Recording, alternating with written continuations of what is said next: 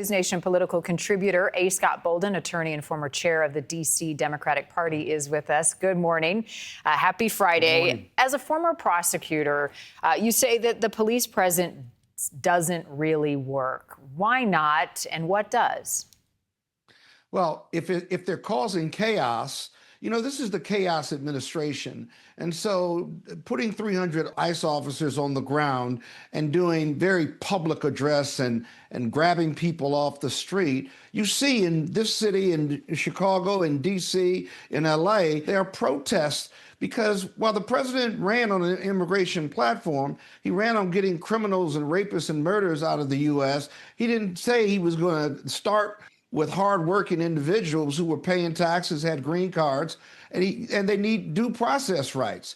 So ICE can go to Chicago and any other major urban center, but they cannot cause chaos by these very public displays of strength that instill fear in people. You see, the American public is rejecting that. They want criminals off the streets and they want criminals to be deported, but their neighbors who are hardworking and paying taxes, they're not for how this is playing out. And so we see this unraveling, and you see the public, even people who voted for the Trump administration, are rejecting how this is being implemented. What would work? Give these individuals their due process rights, speed up the hearing process, add immigration judges. You can add ICE officers. They're free to investigate. They're free to arrest people who haven't shown up for hearings, if you will. But the bravado and chest pumping and show of force is unnecessary, which drives a negative narrative, chaos. And then what the administration would do, as Governor Pritzker said, is, well, these ICE officers need to be protected.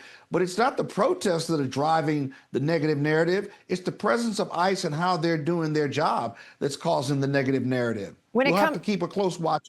Yeah, and when it comes to the crime cracked, I mean, there are a lot of people that I've spoken to, whether it's people who live in Chicago or who live in the suburbs or who own businesses in the area, that welcome the federal presence because the National Guard frees up police to patrol neighborhoods and to fight crime in areas that they're familiar with. What's wrong with that? Nothing's really wrong with that if it's done in a manner of federal partnerships. Washington, D.C., where I live, partners with the federal government because they're a federal enclave all the time, and it works well. It's a cooperative agreement.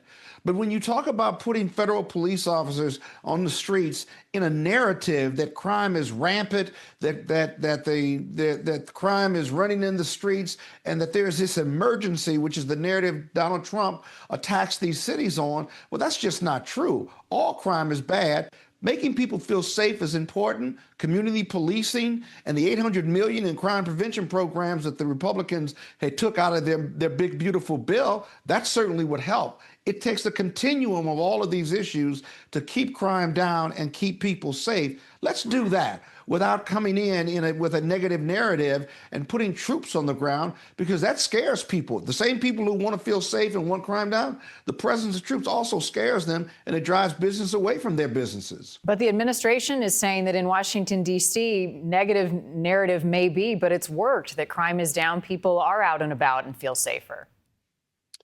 Well, there were 10 violent robberies over the weekend in the District of Columbia.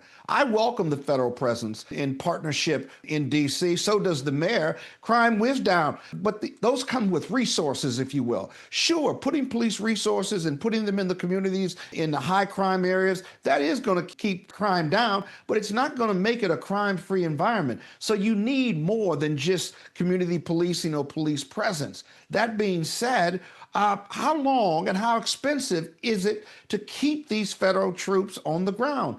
Some estimates say $1 million.